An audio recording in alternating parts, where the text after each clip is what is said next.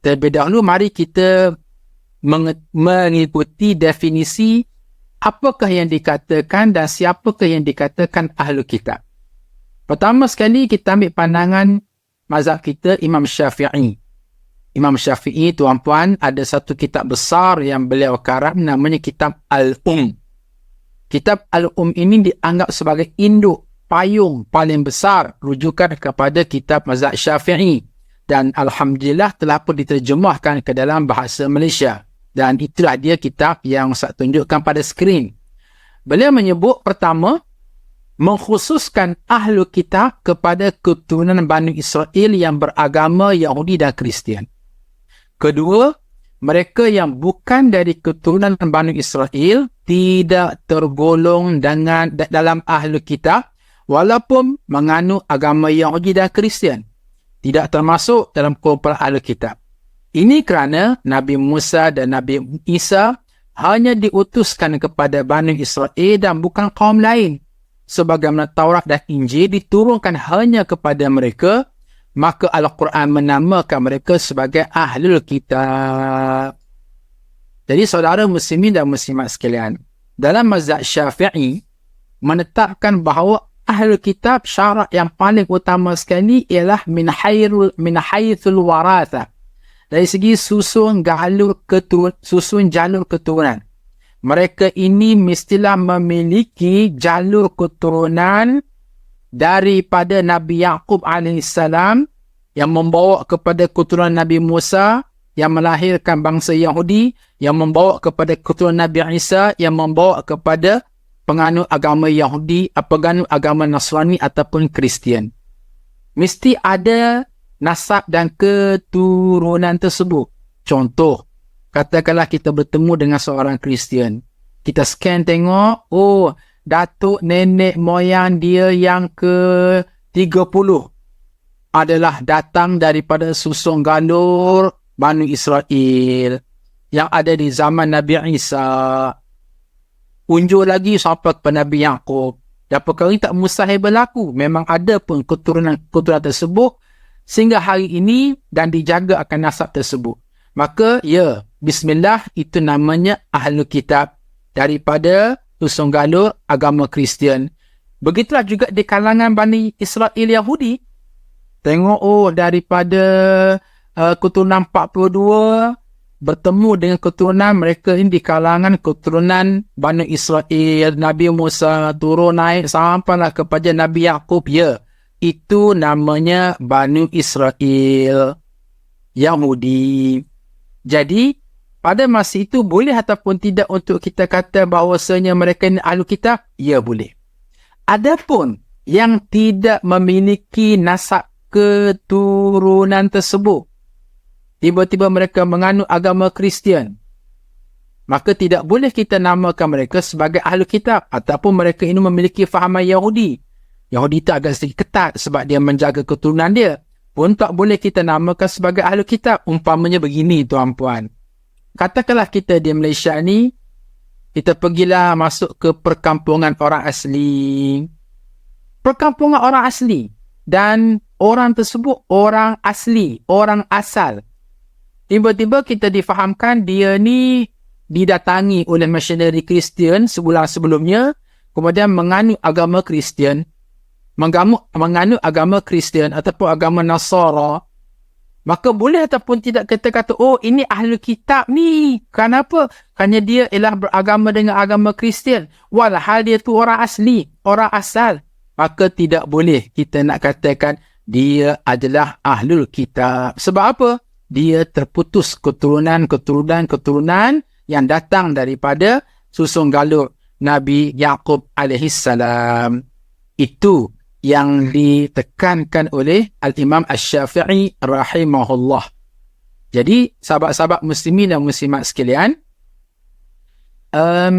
seterusnya,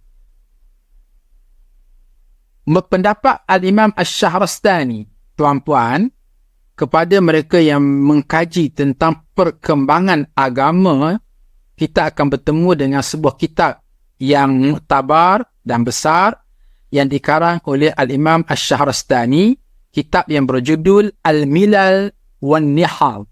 kitab ini juga telah pun diterjemahkan ke dalam bahasa Malaysia.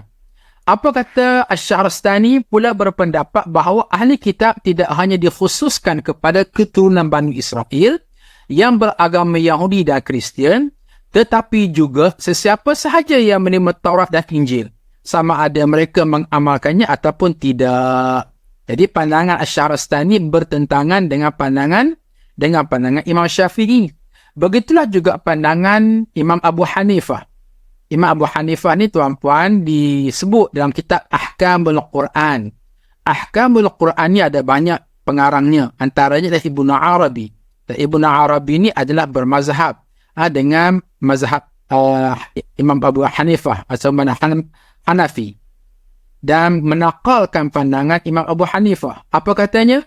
Ahli kitab juga adalah mereka yang daripada wilayah Kaskar, daerah utara Kufah dan Bata'if, kawasan berpaya di utara Basrah, termasuk dalam penganut Kristian.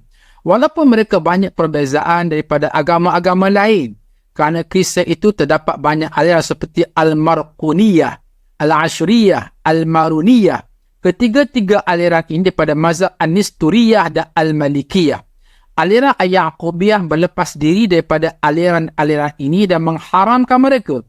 Aliran ini dinisbahkan kepada Yahya bin Zakaria, Syis, dan mendakwa kitab-kitabnya, kitab-kitab Allah yang diturunkan kepada Syis bin Adam, Yahya bin Zakaria, dan Kristian menamakannya mereka sebagai Yohanna.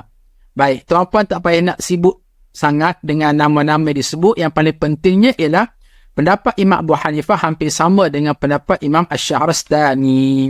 Iaitu, walaupun mereka ini bukan daripada keturunan Nabi Yaqub, dianggap sebagai ahli kitab juga. Walau bagaimanapun, sahabat-sahabat muslimin dan muslimat sekalian, Ustaz ingin membuat satu kesimpulan.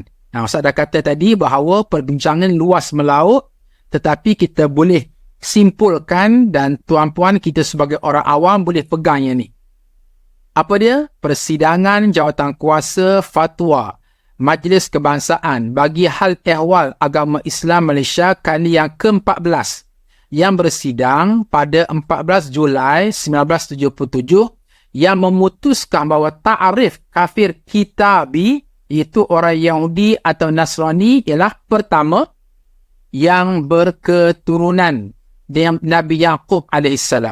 Jika tidak diketahui datuk neneknya memeluk agama itu selepas dinasahkan, dibatalkan oleh agama yang berikutnya seperti agama Yahudi dinasahkan oleh agama Nasrani dan agama Nasrani dinasahkan oleh agama Islam. Satu. Atau yang bukan keturunan Nabi Yaqub jika diketahui datuk neneknya memeluk agama ini sebelum dinasahkan. Jadi poin yang paling penting untuk tuan-puan pegang apa dia? Iaitu membawa satu kesimpulan bahawasanya yang dikatakan sebagai ahli kitab Nasara Kristian ke, ahli kitab Yahudi ke, ialah merujuk kepada mereka yang mengetahui tentang Taurat dan Injil, dan mereka ini memiliki nasab dan keturunan yang berhubung dengan Nabi Yaqub AS. Kalau jenis jadi-jadian, bukan ahli kitab. Dia seorang Buddha. Contohnya, seorang Buddha tiba-tiba convert kepada agama Kristian. Tiba-tiba kita pun dah kata, oh, aku boleh kahwin dengan dia sebab apa? Dia tu ahli kitab. Padahal bila kita scan tengok, bukan.